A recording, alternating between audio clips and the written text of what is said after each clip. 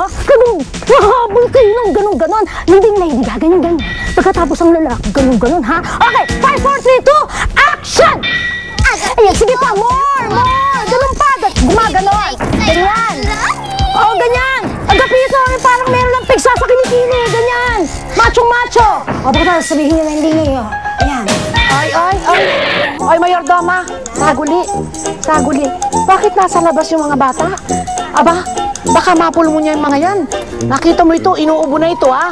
At saka ikaw naman, hindi kaya ma-pneumonia dyan sa suot mong yan. Don't worry. Sanay ako sa winter. What about autumn? Lahat ng season, Lola. Name it.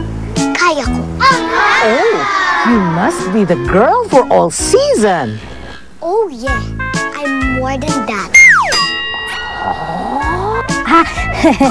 La, kasi ganito yan. May school play itong si Agapito. Kasi siyempre maingay na yun. Tapos, ayaw naman niya akong kasama na mag-rehearse ng play. Ay. Kaya ito na lang si Shed. Salve! You're back! Of course. What happened to you? Nasabi. So, alipong nais. Hi, nako. Lola Barbie, the problem of Agapito is now being solved. How come you know the problem of Agapito but alam mo? Well. Tumitida siya. That's not it. Nanana? That's not it. Because I am very resourceful person. Oh, so what brings you here nga? Of course, I am with the kasama ko, yung mga makakapartner ni Agapito sa acting career niya. Come on up, girls. Grass yourselves into one.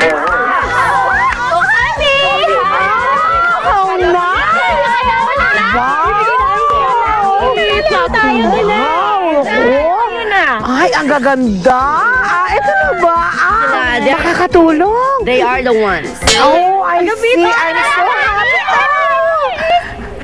Okay ba, Agapito? Sige, kilalanin muna natin ang mga maglalaban-laban para maging kapartner mo sa play.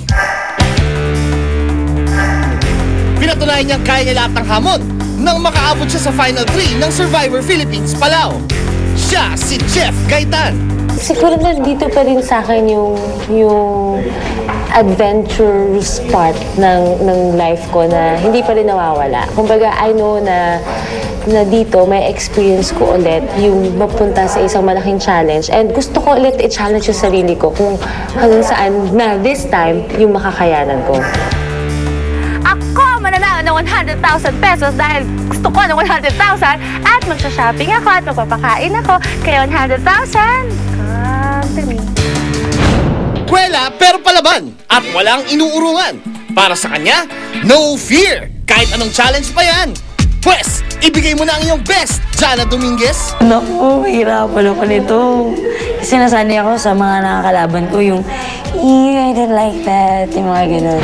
Ako ang mananalo ng 100,000 pesos kasi lahat ng pakain sa akin kakainin ko. Huwag ismulin. Dahil lahat ng challenge, kanya raw kakayanin. Say Alonso, anong say mo? Sabi ko lang, kung walang mga papakain or papahawakan ng mga animals, sabi ko kaya ko manalo. Tsaka it's about time na manalo ako sa challenge kasi hindi talaga ako nanalo sa mga ibang contest. Ako ang mananalo ng 100,000 pesos kasi hindi pa ako nananalo sa kahit na anong challenge. Kaya it's about time na ako ang manalo. Ang first princess ng Starstruck 5, hindi magpapatalo. Handa ka na ba, Diva Montelaba? Gusto ko lang sumali kasi I wanna try. So like, when it comes to preparing myself, iniisip ko na lang yung pinaka-worst na pwede kong gawin, like kumain ng ano. Ako ang mananalo ng 100,000 pesos kasi kahit payat ako, I can beat you all. And last but not least, mula pa sa Camotes Islands, ang original Survivor Beauty, si Patani. Mas na-challenge ako dito compared dun sa Survivor. Ako ang mananalo ng 100,000 pesos. Siyempre, kailangan ko ng pera. Girls, let's do the challenge one right now. Gawin na natin. Ay! Para sa first ever celebrity challenge ni Lola, walang tanggalang magaganap. Sa halip, paramihan ng mga naipong points ang magiging labanan para manalo sila ng 100,000 pesos ni Lola. Sa tuwing matatapos ang isang challenge, may matatanggap na puntos ang ating challengers na siyang pagbabasihan ng kanilang ranking. First place, 50 points. Second place, 40 points. Third place, 30 points. Fourth place, 20 points. At ang pinakakulelat, makakakuha ng 10 points. Alright guys, handa ba kayo para mag-start? Yes! Baby, how's Ano? the challenge? Is it Everything's ready. Everything's ready. Handa na ako para mag-start ng challenge. Oh my God! so great? Sino ba yun? Ang Yes. ganda-ganda. Hello, Bogart? hello.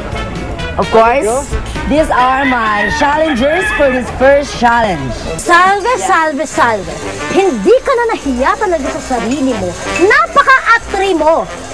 Did you know that only God can make a tree? Ando na tayo, pero hindi ako gagawa ng tree. We will do a challenge. Ano gagawin mo? Yes, a challenge. And these girls here are my challengers. And you know what, girls?